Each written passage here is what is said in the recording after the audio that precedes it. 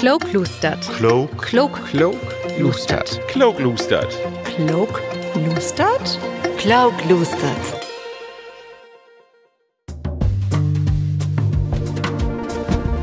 Willkommen zu Kloklustert, ein plattdeutschen Podcast über Wetenschap und Gesellschaft.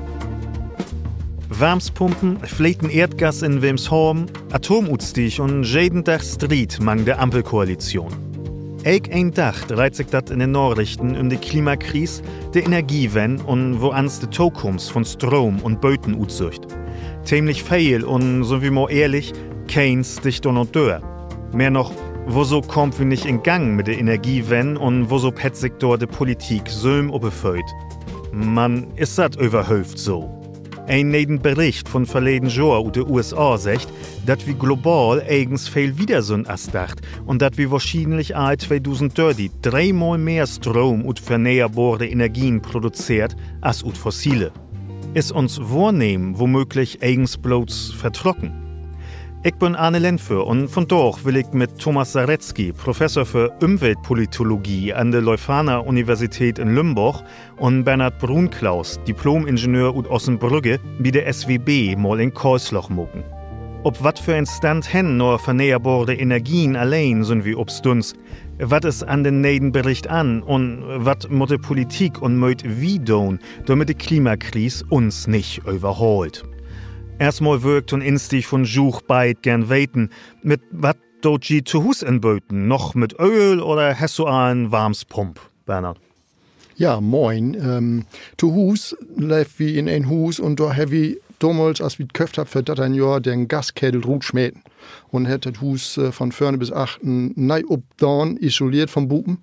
Das Dach nei morgt und isoliert, nei Fenster in Dorn und vom Binnen auch eine neue Lüftungsanlagen im Baft. Ne? Und dann haben wir auch einen Abend in Dorn und die beut mit Holzpellets. Und dann haben wir bauen auf Dach auch noch eine Solarkollektoranlagen, die sammelt das Sonnenlicht in, morgt dort warm Wasser und damit können wir dann im Sommertit duschen. Und im Wintertit, wenn die sind, man schänt, dann auch noch bäden mit Beuden. Also nichts mehr mit fossile Brennstoffen? Doch, ein habe ich noch zum Korken. Da dauert wir Gas in. Na, da haben wir mal ein Gas, das ist noch meist fossil, da haben wir 10% Biogas-Tischchen, aber ansonsten, und den Strom, genau, da habe ich noch vergessen, sieht ein Hafs, Heavy Bomb, ob da auch nur eine Solarstromanlage und mit einem Norberterhof baft und wie deilt uns die, das sind 2 Doppelhäuser und dann habe ich eine GBR gegründet und nur habe ich ein eigenes Stromkraftwerk baft auf Dach mit einer Batterie im Keller und da kriegen wir den Strom davon weg und dann anderen Gruppe wie bin Ökostromanbieter an. Ja, wunderbar. Und mit die, Thomas? Ich bin 2004 in Oldenburg umträgt. In den Hus, das ganz in den Nähe von meinem Arbeitsplatz an der Universität liegt, sodass ich nicht mehr viel mit Auto fahren muss. Man, das Haus ist so alt als ich selben, Bujahr 1955. Nur den zweiten Irakkrieg, als ich wieder beten was Anspruch hab wir beschlossen, das ähnlich zu machen als Bernhard. Wir hab die old Ölwarms, die dort durchgeht, gut nehmen. Und wir hab 2008 eine Bödanlage installiert, die Solarthermie mit einem Holzpelletofen kombiniert. Warmspump wäre zu der Zeit noch nicht in der Diskussion und wird auch nicht gut zu ein old Hus passen, hat mir ein Bödanlage beursicht. In September von dit Jahr habe ich noch eine Photovoltaikanlage auf mein Dach kriegen, wo ich schon 2 Jahre früher haben, aber es mein Bödanlagebauer hat von seinen Lieferanten bloß Solarmodule aus China kriegen. Und die will ich nicht haben. Ich habe noch kein E-Auto, sondern ein Verbrenner, ein Rentnergolf, als die sagt. Und ich nenne das den Sportsvan, um das besser zu verkaufen. Aber sieht meine Öllernsdorfen sind und ich nicht mehr so oft in meine ole Heimat nach Stormann führen, da brug ich das Auto nicht mehr so viel. In Lümburg nehme ich meistens das Fahrrad oder go to Foot. Und in die große Hansestadt, Hamburg und wieder weg führe ich mit den Bahn. Ja, also so hört sich das ja auch an. Bi Lütten geider Jimmer wieder weg, bi Juch von den fossilen Brennstoffen hen noch wat vernäherbar ist, auch mit das Auto. Also ich kenne das auch von mir zu Hus. Ich brauche ein Auto mit Verbrenner. Ich habe da für ein E-Auto noch nicht so viel trüglich. Wo soll das bei dir ut? Bernhard, auch noch mit einem Verbrenner unterwegs oder hast du ein Elektroauto? Nee, wir haben zu Hus noch einen Verbrennerstern, der ist so was alt und der soll so lang wieder warten, als meine Kinder dann eher einen Führerschein gemacht habt. Dann kannst du immer mal eine Buhl inführen. Und wenn das Ding dann nicht mehr gaut ist oder kaputt ist dann, und nicht mehr will, dann kauft wir uns kein Neid, so ist mein Plan, sondern wir machen dann wie Carsharing mit. Bei uns in Ossenbrügge, da kannst du eins mit Fiets down, mit Fahrrad, wie weil hen, Fiets sag ich, weil ich bin vorhin in Holland. Und in der Stadt braucht wie man nur das Fahrrad, ein Pet man sims. Ne? Af und tau, wenn wer man leib ist, dann nehmen wir auch mal den Bus. Ne? Anders, das Auto läuft wieder storn, dort mit dem Auto zu führen, da mag auch keinen Sinn, da bist du so sinnig und so langsam, da kommst du gar nicht für gut. Ein E-Auto kaufen, das will ich persönlich nicht, weil ich denke, wie braucht man so selten ein Auto? Ne, das lohnt sich nicht. Und deswegen will ich einmal sage ich einmal wie schuld ist man ein Dein mit den Norbers und durch wie mit Carsharing mit morgen. Und so kommst du dann auch nach der Arbeit hin? Nach der Arbeit bringt man die Stairs nach Borben. Ne, und da habe ich meinen Vorteil. Ich bin voll in Homeoffice, arbeite zu Hus und kann eins aber Internet mit der Firma dann erledigen. Und wenn ich mangels zu Kunden hinführen muss, dann nehme ich mir einen Mietwagen oder ich fahre mit die Bahn und drücke mir irgendwo mit einem Kollegen, die pickt mich dann ab.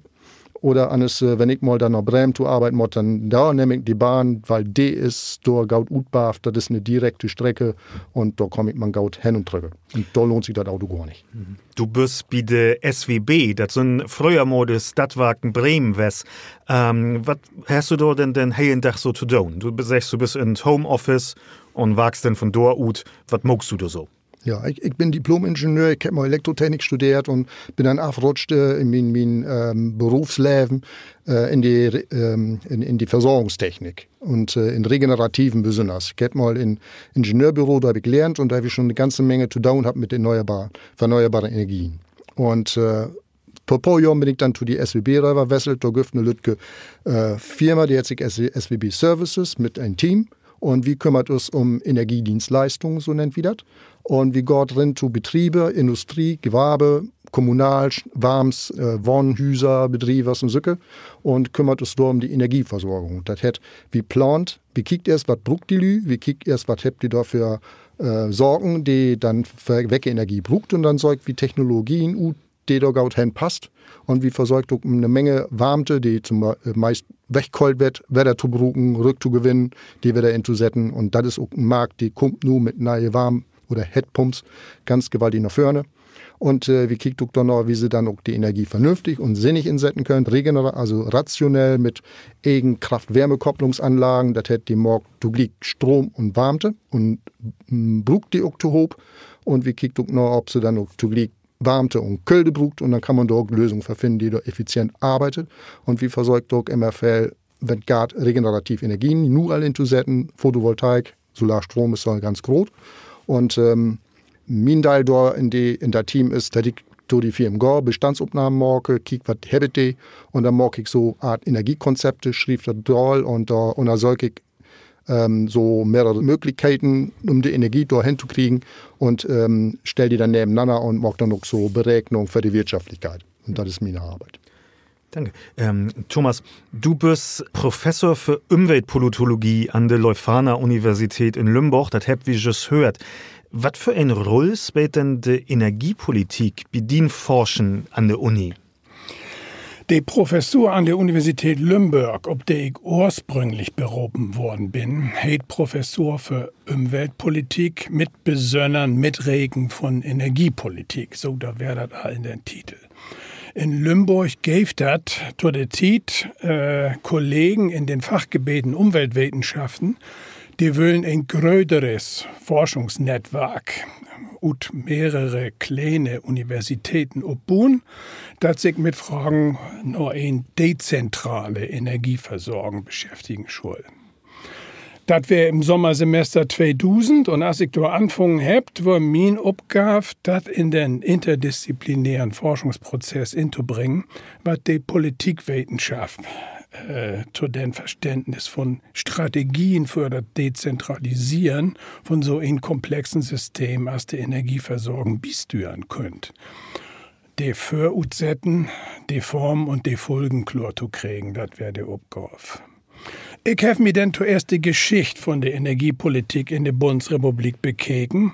Nur die wissenschaftliche Devise, wenn du verstehen willst, warum ein Politikfeld sich so utwies, als es nu utsüht, kick die an, wo ans es worden ist. Was das nu ist. Vielleicht, wie sich das über die Jahre ändert hat und warum. Das Energieversorgungssystem in der Bundesrepublik wäre um die Jahrhundertwende, wenn ich da anfangen hat, nicht ganz so zentral institutionalisiert als in andere Länder, zum Beispiel in Frankreich. Als das heute noch ist. Aber es sehe ich auch in spezielle eigene Ort auch nicht so gut, dass das nicht ein Hindernis für die Dezentralisieren wäre, die allgemein anstreben wollt.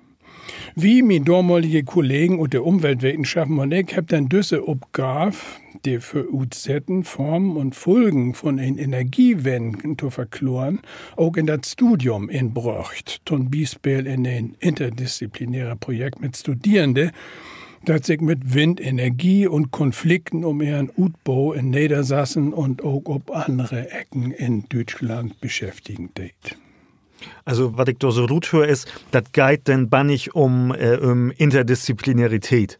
Also, dass ein nicht bloß bekicken, was ist nur die politische Sorge da, wenn ich die Energiewende umsetzen will, sondern auch, was hängt dort zusammen in der Ökologie und so wieder. Also, dass das eins zusammenfahren wart.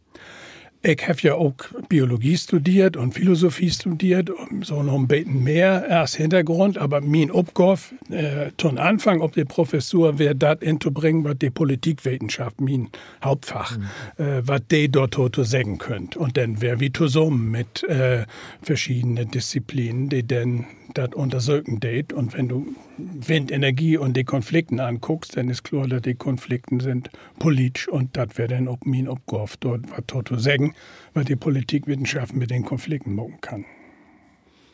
Bernhard, wie habt ihr just einmal übersnackt, was du zu Hus für ein Auto hast, was du zu Hus ein Vorrat hast.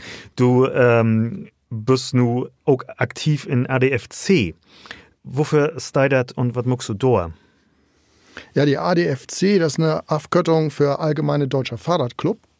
Und die ist in ganz Bundesrepublik Deutschland unterwegs. Und ich bin da hingekommen, weil ich zu Hus in meiner Stadt und vor allen Dingen in meinen Straßen was anders haben will. Und da habe ich mir Unterstützung gesucht, damit ich das, was ich wollte, auch in der Politik und in der Verwaltung durchkriege. Ich habe das für das erst allein probiert. Da ging es um unsere Straßen, da wollte ich, dass es komplett datig, Tempolimit datig hinkommt. Und dann habe ich eine lange E-Mail mit öffentlicher Begründung und was dafür schreiben und an die Verwaltung schicken dort. Hab aber nicht erst mal eine Antwort kriegen, dass der Bereich da angekommen ist oder E-Mail. Und da wirkt doch bannig, ja, enttäuscht. Und dann habe ich mir überlegt, ich brauche einen Lobbyisten. Und dann bin ich zu den ADFC gekommen, einen vernünftigen, der auch für Ort in die Gemeinden und in die Städte da ist. Und dann habe ich denen das mal vorgetragen und die würden sofort Feuer und Flamme. Und dann dürfte ich dann meinen Brief, den ich geschrieben habe, dann unter den Stempel von ADFC da hinschicken und kicke es da.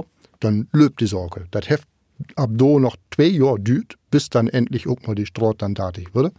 Ne? Aber immer dabei werden, immer nachfragen, immer ob die Feut petten, dann löbt das wohl. Ne? Und so bin ich da reinrutscht und dann seitdem engagiere ich mich da und mag dann beten mit bei die Verkehrspolitik. Die ADFC Service, die dat fällt in Viz- oder Radurlaub. Da kann man sich informieren, da kann man Kartenmaterial kriegen, Akkorden kriegen und da kann man sich auch Tourenvorschläge holen. Und man kann sich doch versichern, man kann da hingehen und dann in dem Verein Mitglied werden. Und dann kriegst du einen Versicherungsschutz, du kriegst sogar einen Pannenschutz. Das hätte, wenn du in Deutschland mit Fahrrad liegen bleibst, dann kannst du anrufen und dann wird die helfen und dann kommt ein und mag den Rad wieder klar oder nimmt die mit.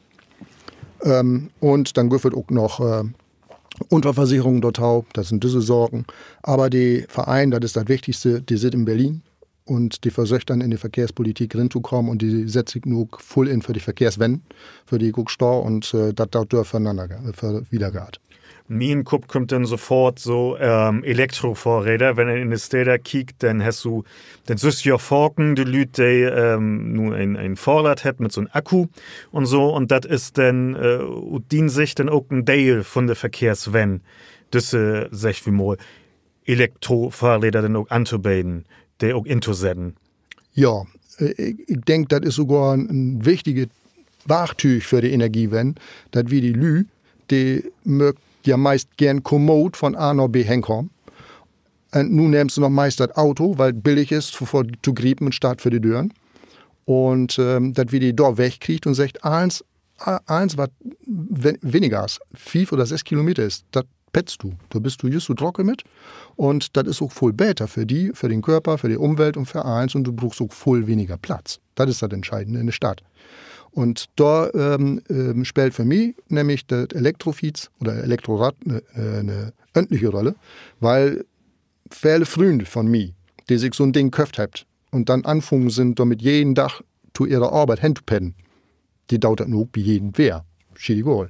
Die trägt sich dann morgens die Gummibüchsen an und dann pett die los. Und nur wenn mal dann schneien darf oder wenn Glattis ist, dann nimmst du entweder den Bus oder fährt dann doch mit dem Auto oder wird dann was anderes dauern. Nicht? Aber anders nimmst du dann meist nur noch das Rad und wer das begräben hat, ne, die bleibt dabei. Und deswegen, damit die Instieg oder das Umstiegen von Auto ob Rad kommod ist, mein ich, ist das Elektrorad wichtig. Fälle sagen dagegen, das Elektrorad ist nicht so gut, das verstoppt dann noch große Radwege, die Fietsplatz, aber anders gar nicht. Wir haben mehr Platz für die Fiets morgen. Das ist das.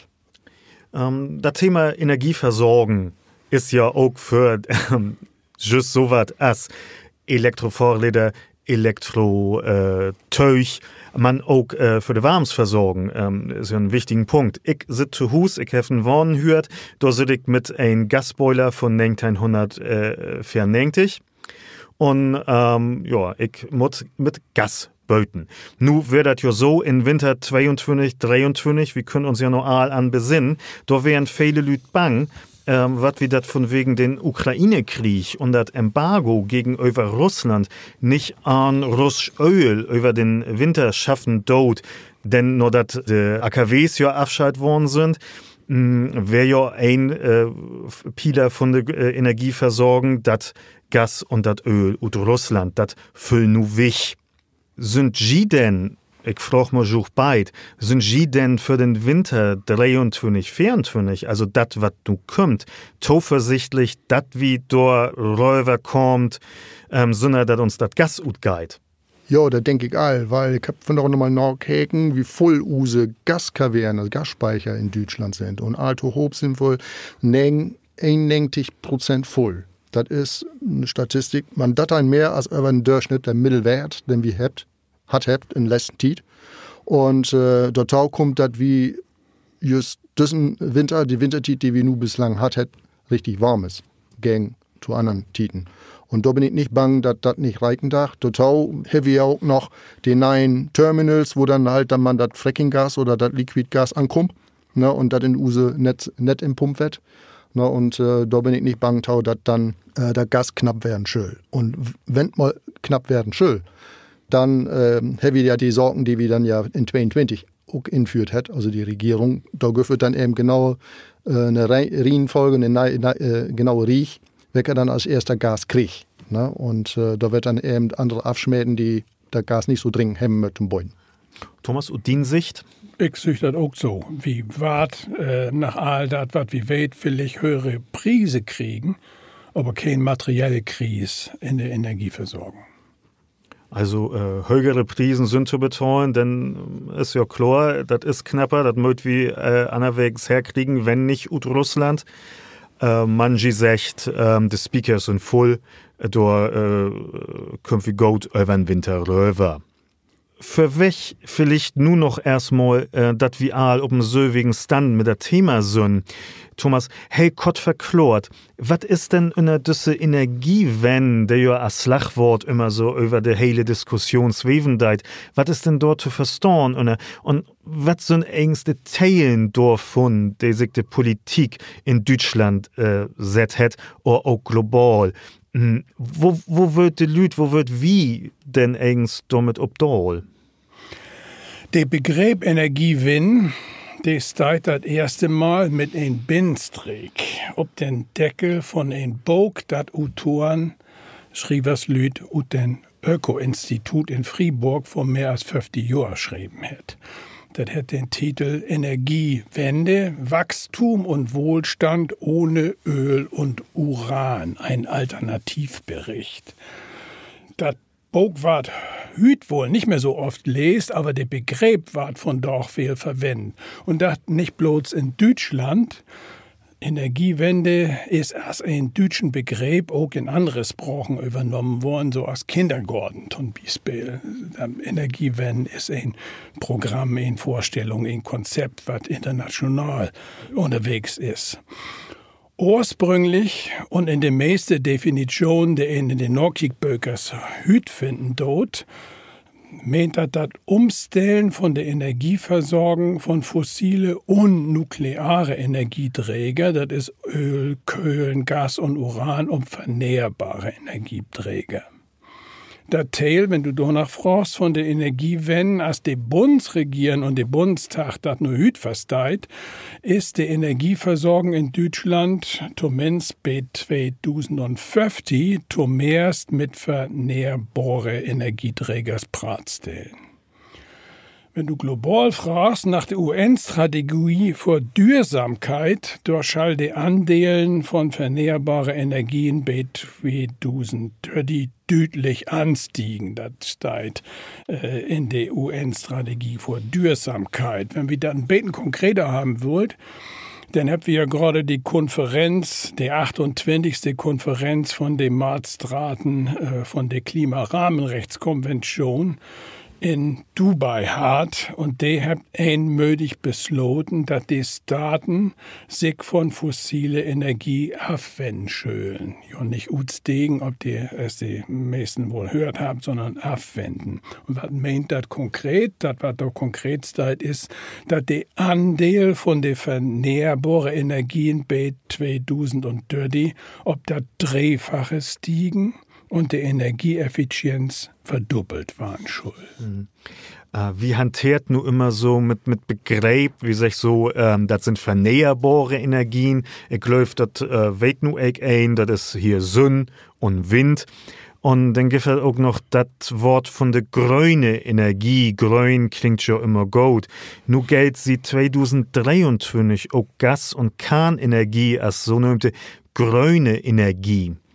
Wenn der Teil doch weniger Utstoß von Emissionen ist, woans passt denn diese Beschluss darin? Bei Gas war doch auch CO2-Utstoß, meine ich so, ne? Was steckt da achter? Hüt wat ans mögliche Grün nimmt.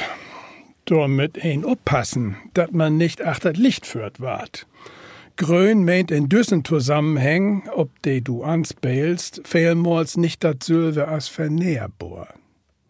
Gas oder nukleare Brennstoffe als Uran sind ja nicht vernehmbar, sie wassen nicht nach. Dass sie düsse Dach so nömt ward, hat mit speziellen wirtschaftlichen und politischen Interessen zu tun. Das ist ein Grünspölen, Greenwashing, als das international heißt, von düsse Energieträger, die ursprünglich nicht meint waren, wenn von Energiewende die Rede wäre. Wie denn von Brennen von Gas war nicht so viel Kohlendioxid utstött als bei Öl oder Kohlen. Darum hätte der Verbrauch von Gas ein wisse Zeit als ein bessere Option göllen als das Verbrennen von Öl und Kohlen. Aber dieser Unterschied macht fossiles Gas nicht zu eine vernehrbare Energie. Und warum kommt diese grüne Energie, Atomkraft, Gasenergie in die Diskussion wieder rein? in der politischen Diskussion? Warum sagt die Leute denn, ja Mensch, hier Wind und Sonne, das ist ja gut, man, wir könnt ja auch noch hier noch Gas gehen und noch Atomkraft, vielleicht ansuch beid. Ja, da gibt es politische und wirtschaftliche Interessen. Wenn du dabei bist, Gas zu produzieren und zu exportieren, dann hast du ein Interesse daran, dass das wieder geht und nicht, als das eigentlich aus klimapolitischer Sicht naheliegend wäre, auszusteigen und Gas. Das haben wir ja nun gerade belebt auf der Konferenz. Und mit Atomenergie ist das dasselbe. Wenn das Interessen daran gibt, wieder in der Atomenergie zu bleiben und wirtschaftlich davon Vorteile zu haben, als das zum Beispiel in Frankreich. Wenn du das all hast, wenn du da all investiert hast, dann wirst du nicht so schnell aussteigen. Und was magst du denn, wenn die ganze Welt rübt? Jo, aber wir haben Klimawandel, wie mit grüner waren.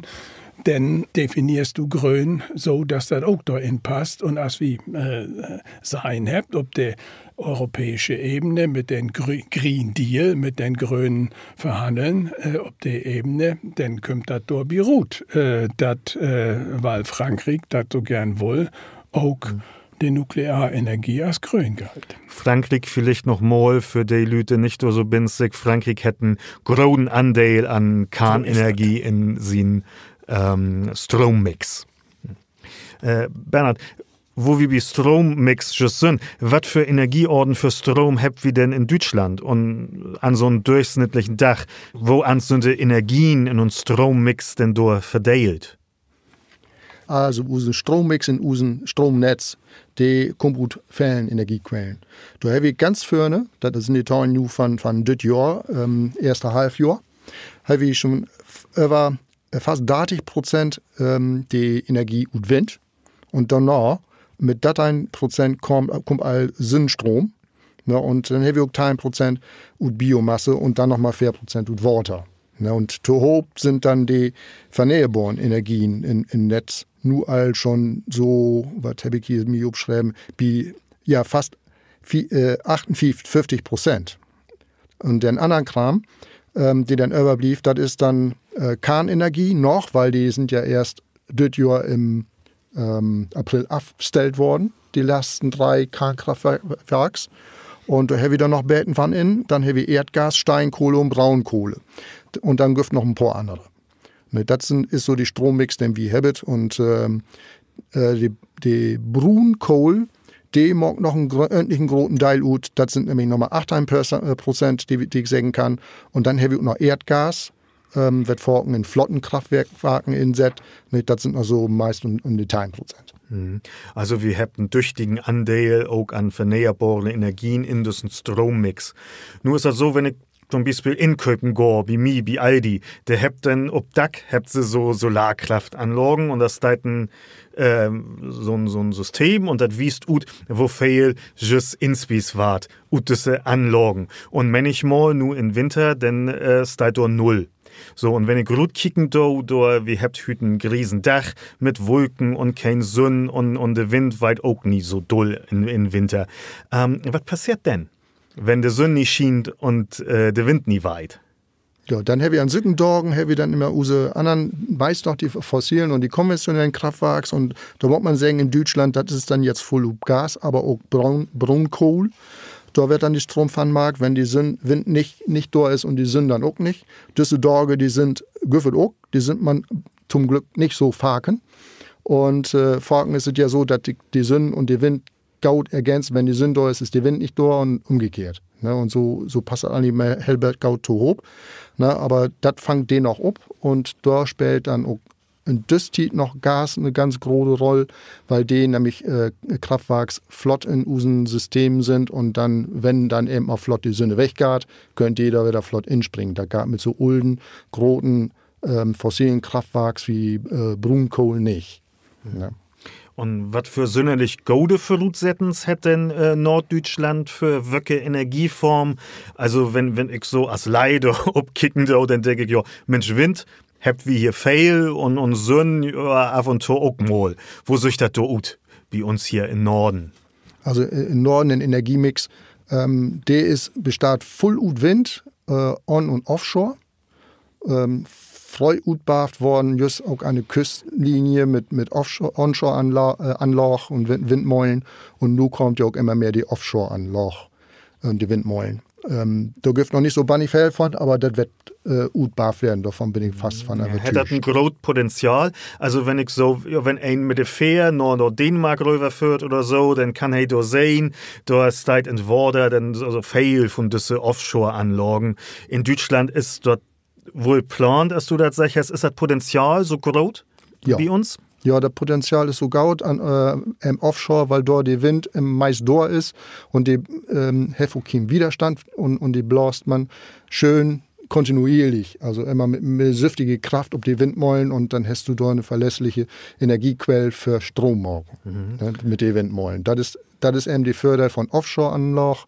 Die habt aber andere Probleme, damit den Service dahin zu kommen, ist ja mal nicht so einfach, da mit Schiff oder mit Hubschrauber. Und das Klima der Buben und die Bedingungen für solche Meulen sind dort auch rauer. Und bei der Sonnenenergie, Hamburg hat ja mehr Regen doch als London so, ne? Und London ist ja das Klischee von einer regnerischen Stadt. Könnt wir hier Likas was mit Photovoltaik tun? Ja, das können wir. Bei Photovoltaik haben eine lange Geschichte achter sich. Das fing, als ich anfing zu arbeiten, kostet so eine Kilowatt Peak noch meist so um die 1000 Euro. Und wenn man von da gekickt, was Photovoltaik nu kostet, man 1000, wenn eine große Anlage ist, Lütge Anlage, Lütge Hüser, da kostet bis 2000. Diese Anlagen sind nu wirtschaftlich zu betreiben. Voran, wenn du den Stromservice brauchen darfst und den Service in den Hus instoppst und damit den nutzen darfst, dann ist das eine gaue Geschichte und dann lohnt sich das auch in so eine Stadt als Hamburg, wo die Sinn mal nicht so gaut sind. Also Wotgard, wer da investieren möchte und einen beten Idealismus mitbringt, die Schüller man down. Jede Fläche, mein ich, die gehört auch mit Photovoltaik, wo es möglich ist, gehört auch eine Photovoltaikanlagen bauen drum. Habt wir auch mal doch hat bei der 100% von der Energiemix und erneuerbare Energien kommen ist? Das ist mir nicht bekannt. Das lädt use nicht tau.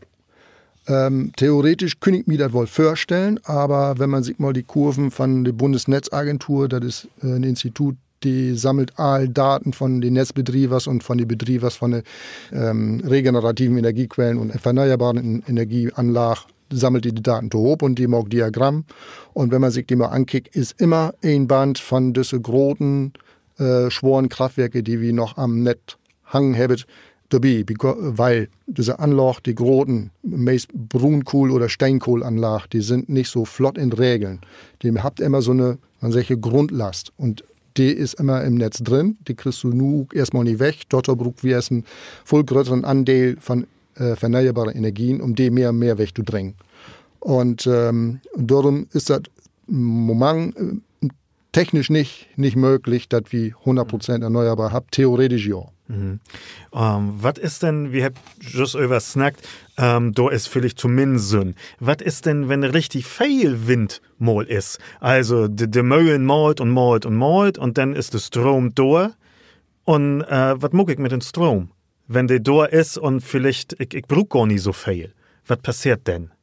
Ja, ich denke, da wusste Ruptau, dass unser Stromnetz in Deutschland nicht so gut ist, dass wir den Strom just von den windrigen Norden runterkriegt in den Süden.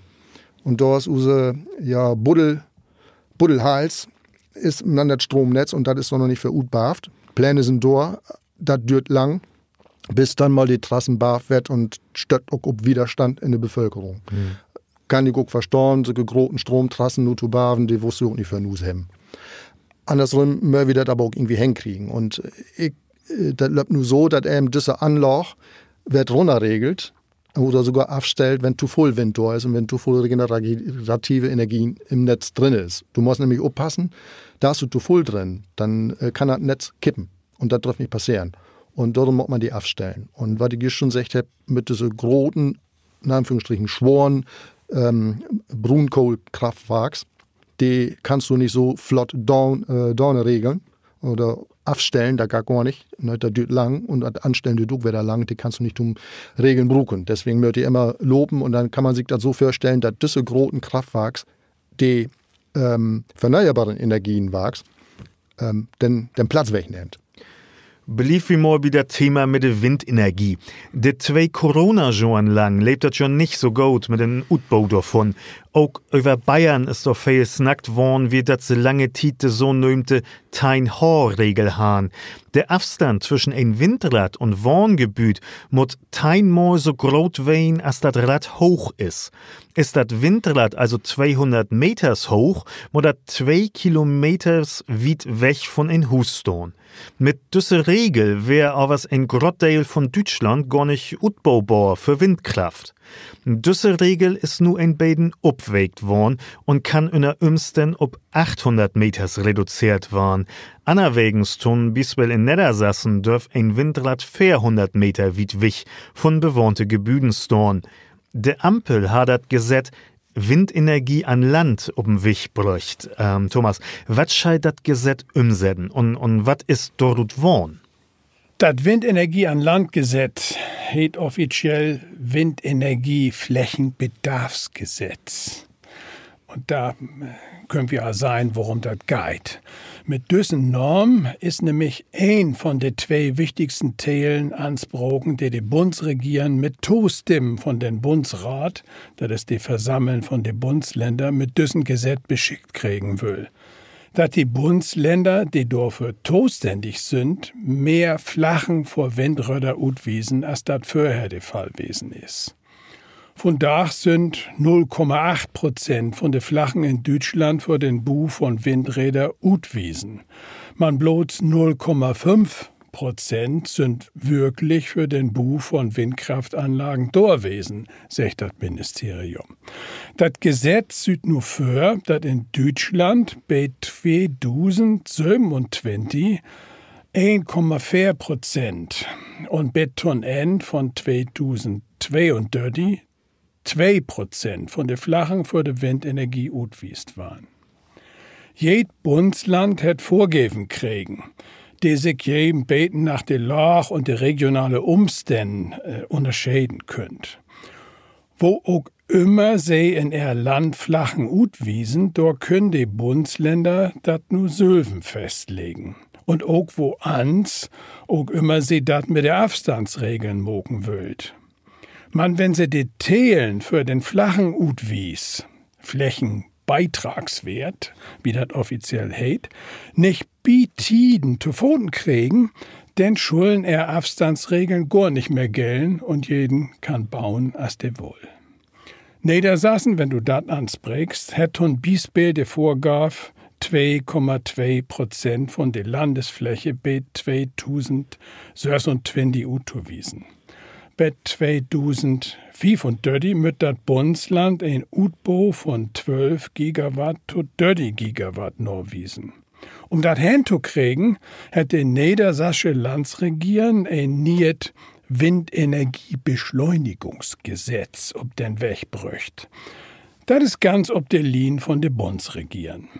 Denn das zweite Teil, was die Bundesregierung mit ihrem Gesetz in Sinn hat, ist, dass die Gotheten von den zuständigen Verwalten schneller geht. Dafür hat sich mit eins das Naturschulgesetz ändert, was den Naturbeschirmer nur gar nicht gefällt. Aber das ist so. Was ut düssen Gesetz wart, ob wirklich mehr Flachen vor der Windenergie utwies waren und auf das schneller geht, das könnt wir erst an den ersten Meilenstein in 2027 mit Gewissheit sagen. Hier will ich nochmal anknüpfen. Wo groß ist die Fläche, so ein Windrad brugt? Ist das, habt ihr dort Teilen über? Also, was weiß ich seh das auf dem Acker und dann sind da 600 Quadratmeters weg, oder kann ein das so Pi mal Daumen sagen? Ich versorge das mal. Ich bin jetzt kein Windkraftexperte, aber du musst kicken, die Windmollen darfst du nicht zu dicht beieinander stellen, dann verschattet die sich. Das ist das Erste. Nicht? Wenn eine in einen anderen Windschatten startet, dann kriegt die nichts mehr ab und dann löppt die nicht mehr gut. Deswegen möchte ich einen Abstand haben. Und das Zweite ist, wenn du da mal Malesse mit hast, musst du das Ding von Sockel kriegen. Das heißt, du musst borben mit einem großen Kran ran, den musst du da hinstellen können. Und dann musst du borben die Kuppel aufnehmen können mit der Turbine. So nennt man das, die Flügel, die nennt man dann Turbine. Und die musst du da legen können. Und dafür brauchst du eine große Fläche. Und das ist auch der Grund dafür, dass neben so einer Windkraftanlage meist auch noch so eine große Platte schottert ist. Ne? Das sind so die Flächenabstände, die ich dort kenne. Aber das meiste ist eben die Abstände, damit sie sich nicht gegenseitig vom Wind abschatten dauert. Ich habe auch noch zwei ziemlich interessante Zahlen gefunden. Einmal sind bei Stand Juli 2023 in Bayern bloß 6 nede Windröhe gotheten worden. In Nordrhein-Westfalen aber habt sie den Bau von 203 nede Röhe in de söwige Tito secht. Das sind ja heel große Unterschiede in Deutschland. Und mein zweiter Teil stammt von der Internationalen Energieagentur. Die rechnet für das Jahr 2023 mit einem Wachstum von 70% bei an Land Windkraftanlagen in Deutschland. Bernhard, wieso ist die Verteilung von Windkraft so unterschiedlich in Deutschland? War das auf Bundeslandsebene entschieden oder wo passt diese zwei Teilen denn so zusammen, 6 und 203? Ja, das hat Thomas just auch mit dem Gesetz mal vorweggenommen. Die Bundesregierung, die hat ja nur das Gesetz vorlegt und die Bundesländer mit Nordrecken und dann nur die 2% Flächen bis 2032 utwiesen. Und da habt dann die verschiedensten Bundesländer, die sind dafür zuständig, auch verschiedene Geschwindigkeiten und politische Interessen dran. Und ich glaube, das liegt meist an den politischen Interessen, das utwiesen und da achtet zu steuern, das zu dauern. Weil letztendlich wird dann die Landesregierung rübergehen zu die Kommunen, zu die Landkrise, zu die Städte und die wird die Flächen säugen und die dann auf den Zettel schreiben und dann wiedergeben. Und daran fällt es. In Niedersachsen, Weideke, just in Ossenbrügge, da läuft das, die Landkrise, die ist unterwegs und hat auch schon Flächen gut von und abschreiben und da gibt auch eine Menge Widerstand bei der Bevölkerung, jo, aber da gibt auf jeden Fall den Willen, dass man da auch die 2% hochkriegt und ich habe dann Eindruck, das ist in Bayern, topologisch ist das ja, topografisch ist das ja auch nicht so ganz einfach da mit die Berge, aber andersrum fällt auch die politische Wille.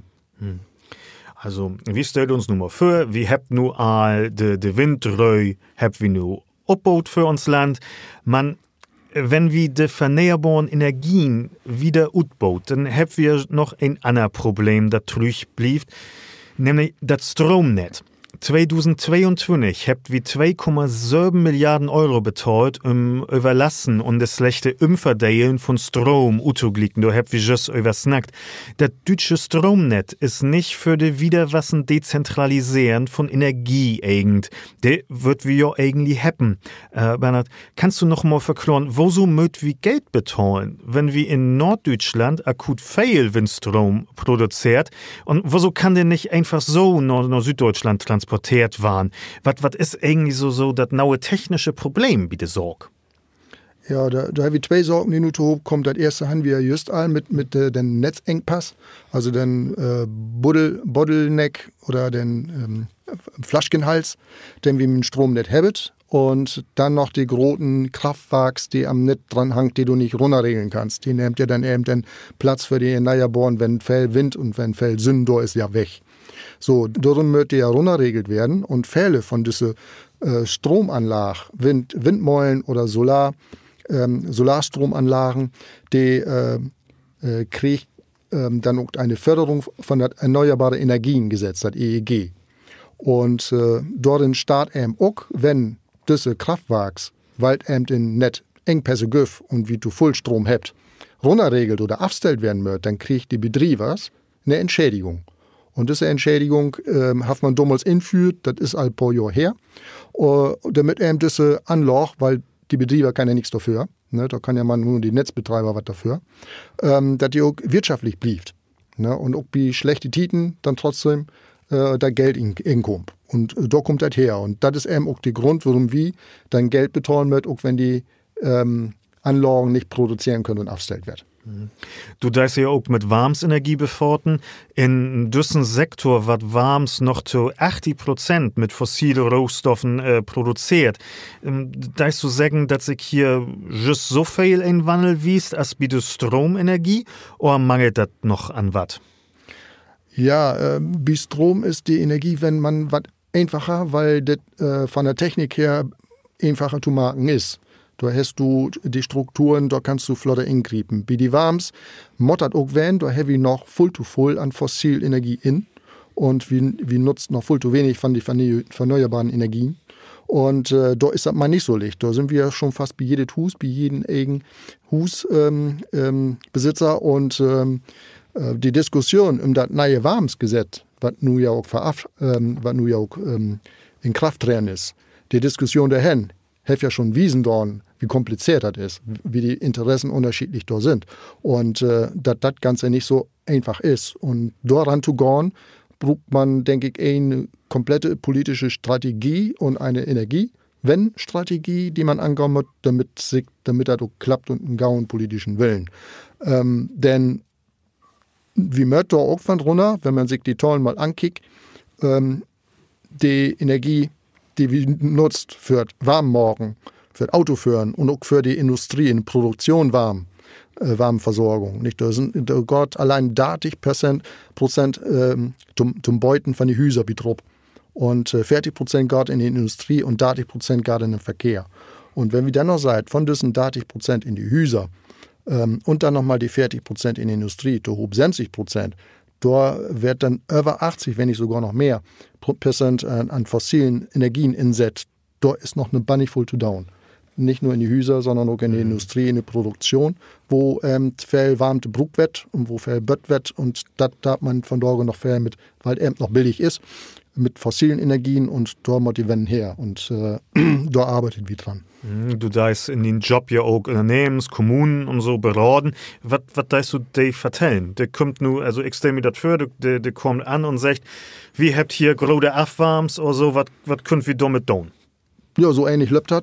Fälle, vor allen Dingen große Industriebetriebe sind nur, und die haben sich so was hinsetzt und sagt, wie wild, nur bis datig CO2-neutral werden. Die will kein CO2 mehr utstücken. Und das hat, die möchten dann ihre Produktion, aber auch die Energieversorgung an sich umbauen. Komplett. Und das Erste, was wir dann dauert, wie kickt erstmal, was ist da? Wie funktioniert das da? Und wozu braucht sie dann die Energien? Wie kickt da nicht nur noch Warmte, wie kickt da noch Kälte, wie kickt da noch Pressluft und wie kickt noch Strom? Ne? Und das sind so die großen Energiesorgen, die in meisten Betrieben ingart. Und dafür sorgt wir dann erstmal eine Menge zu sparen. Ich meine immer, das Erste ist, jede Kilowattstunde Energie, die du nicht brauchen darfst, ist die bestanlegste. Ne? Und da finde wir meistens noch viele Möglichkeiten, just in großen Industriebetrieben, von Abwarmte, die man nutzen kann. Und von dort mit den Headpumpen kann man dann eine Menge down, dass man die auf solche Temperaturen, die Abwarmte wieder hochkriegt, dass die düsse Warmte dann auch wieder insetzen könnt. Dafür brauchst du aber auch wieder Strom. Ne? Aber da gibt es dann auch wieder eine Lösung für und da kickt für noch und da stell wieder ein Konzept auf. Kann ein denn Warms so speakern als Strom? Also ich kann mir nicht vorstellen, dass ich nur die Warms habe und dann gibt das da eine Maschine und dann landet Warms in der Batterie. Also wo ans da das lopen? Ja, also Warms kannst du auch in speakern.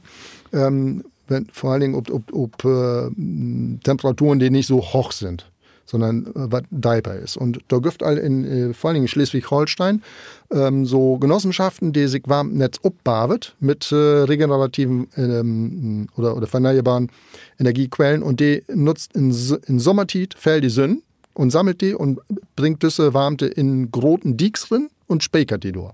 Diese Dicks, da muss man sich vorstellen, die sind künstlich angelegt, groß Lock voll mit Wasser und dann kommt da Baum eine Platte drauf als Isolierung. Baum drauf. Und da kannst du drüber lopen, da kannst du dann auch wieder anlachen für Sonnenstrom sammeln, wieder abstellen. Und die sind so groß, da passt dann halt bannig voll Energien drin, dass man da bis zu 1 oder 2 Drittel die Warmte, die man dann für die Versorgung von anschlauten Warmnetz braucht, kannst du einspeichern. Und das aber dann auf so ein Temperaturniveau zwischen, ja, mehr 30 bis 70 Grad. Dort ist das. Und wenn dann die Temperatur von der Wasser zugeholt wird, aber wie datig, hast du immer noch ein gaues Niveau, eine gaue Temperatur, um da eine Headpump achter zu betreiben, die das dann wieder vernünftig auf hohe Temperaturen hochbricht. Also speichern geht. Und die zweite Möglichkeit ist, ich würde noch sagen, dass du dann nicht in solche Dicks die Warmte in speichern darfst, sondern in die Erde. Und dafür kannst du Erdsonden bauen, das ist dürwag, aber das wird vielleicht auch irgendwann nochmal besser. Und da kannst du dann auch über lange Zeit Warmte, die du im Sommer tob söchst und sammeln darfst, da inspeichern und dann im Winter kriegen. Was sind in diesem Sektor denn die Zukunftstechnologien? Also wenn ich da an die nicht vernäherbaren Energien denke, dann ist das ja Kernfusion. So, was ist das wie die vernäherbaren Energien? Womit habt ihr da noch zu rechnen? Ja, Zukunftstechnologien, das sind für mich momentan die Heatpumpen, die doch besser wird und die auch von der Technik her und von den Kältemitteln so interessant wird, dass sie auch höhere Temperaturen wie immer weniger Strominput, Strombedarf betrieben werden können und da effizienter wird. Das ist einmal das Ding. Das zweite ist, die Zukunftstechnologien sind das Speichern, was wir es schnackt habt, dass wir die Umweltwarmte, die wir haben, vor allen Dingen im Sommer, dass wir die da kriegt im Winter, damit Langzeitspeicher. Das sind für mich die Umwelttechnologien, die wir haben. Und das Dade ist, das ist alles keine Zukunftstechnologie, das ist das, was wir nur haben. Das, was wir an Abwärmte haben, zu nutzen und dann auch dort einzusetzen, wo man sie dann dort braucht und letztendlich dann auch Anlage dort absetzen, wo du beides brauchst, Strom und Warmte zu liegen. Hitpumpen, man hat just gesagt, Thomas, da hat ein in den verleden Monaten nur bannig viel von hört. Man gibt das auch andere Bestrebens von der Regierung, ob der Warmsenergie inzuwaken.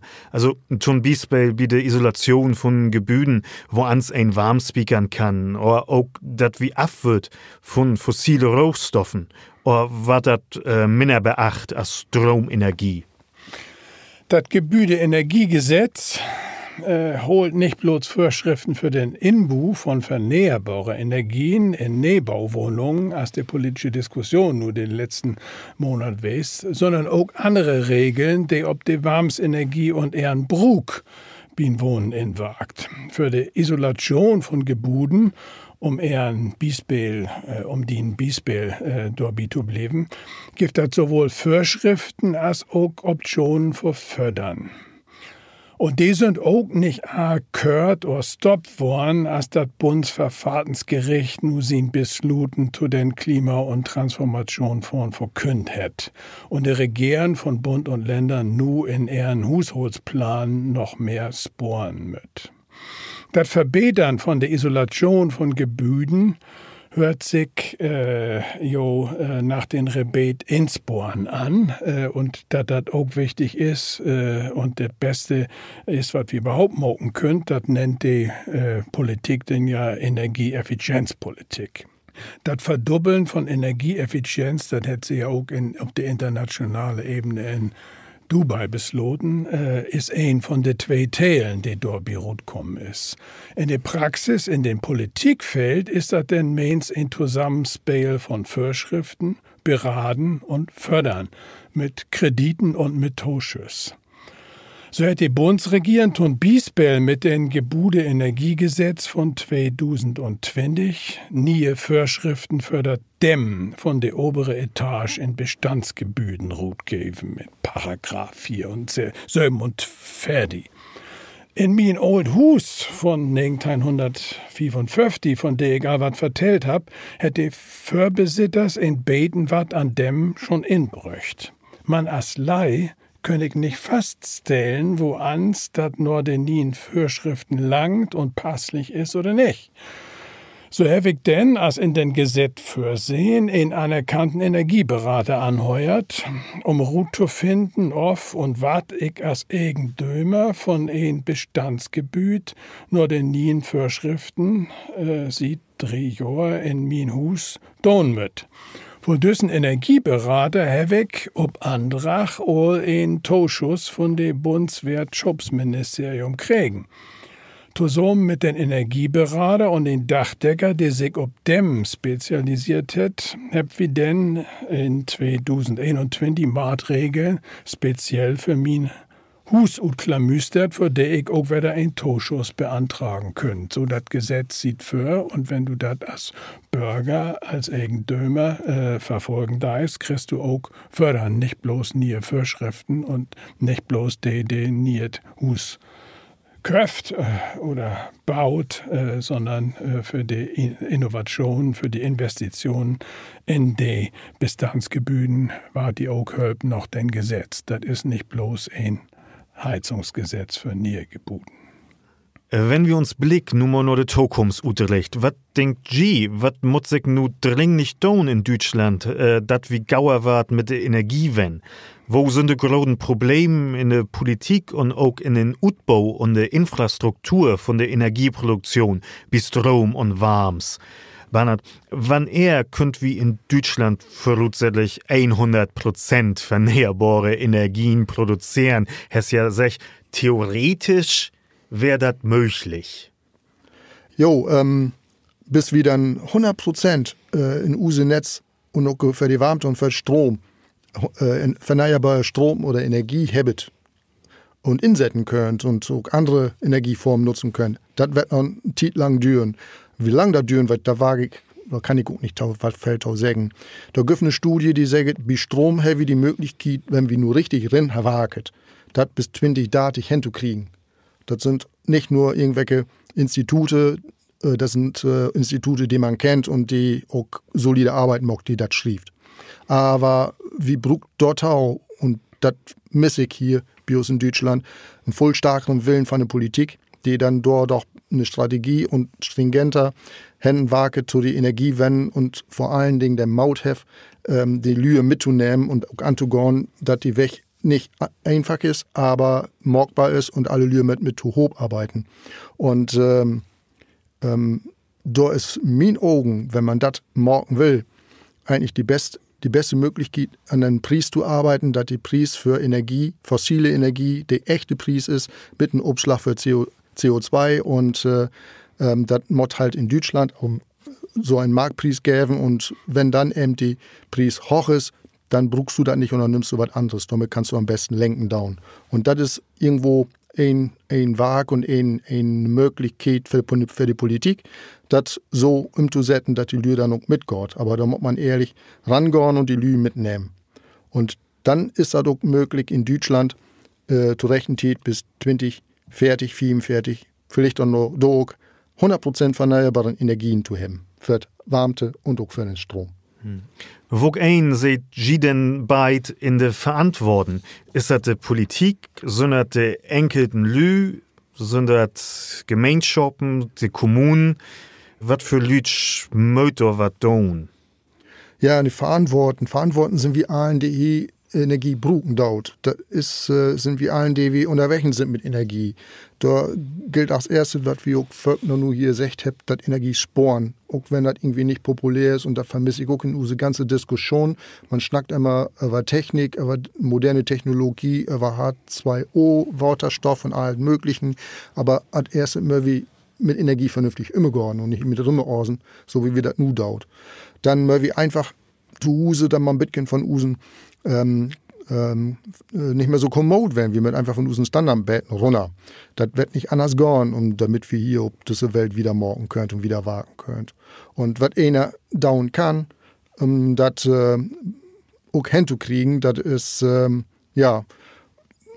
die Praxis Energiesparen, weg mit 2 oder 3 Auto von Hof, Carsharing nehmen, Ökostrom inkopen, das Hus sanieren, Solarstromanlagen bauen oder in Energiegenossenschaft instiegen und dort den Strom oder die Warms inkopen und sich beteiligen.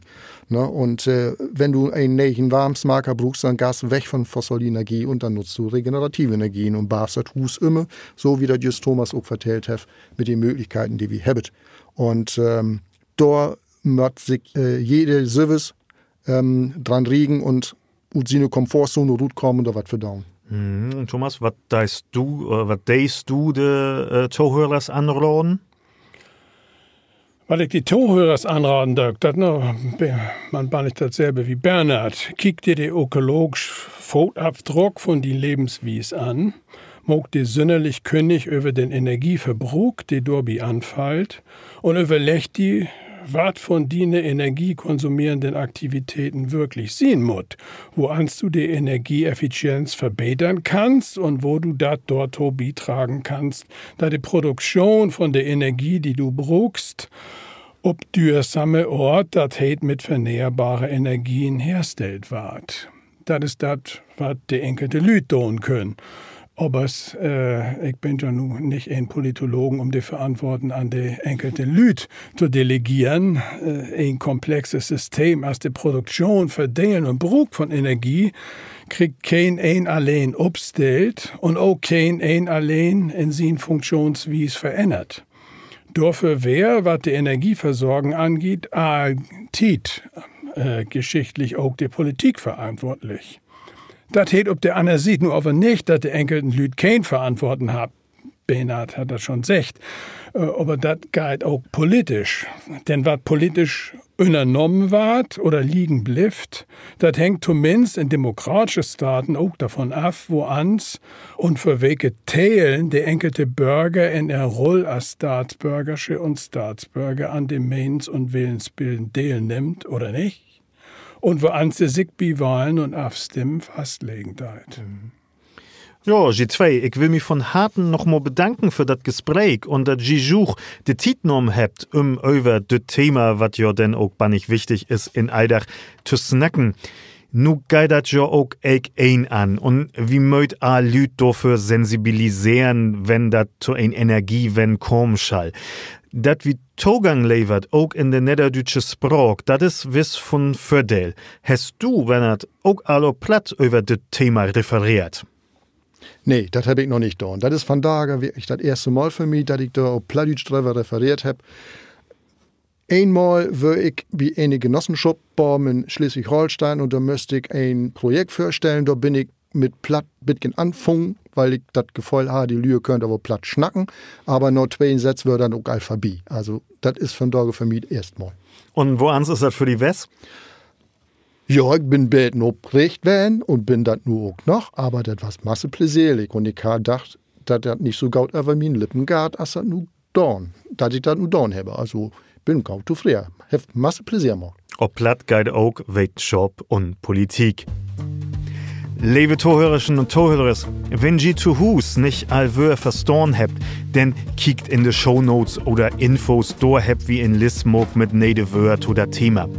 Wenn Sie noch andere Fragen an die Gäste oder Trüchmelns habt, schrieft uns gern an info@niederdeutschsekretariat.de. Das wird von uns wieder geidert in der nächsten Folge mit Klog Lüstert. In der nächsten Folge von Klog Lüstert brot ich, Frieda Ahrens, mit dem Gast Michael Grünberg über jüdisches Leben in Deutschland. Es geht so ein bisschen um den Angriff, aber auch die Zeit davor und die Zeit nach dem Krieg. Und wie uns das alles von Tage noch beeinflusst. Klog Lüstert.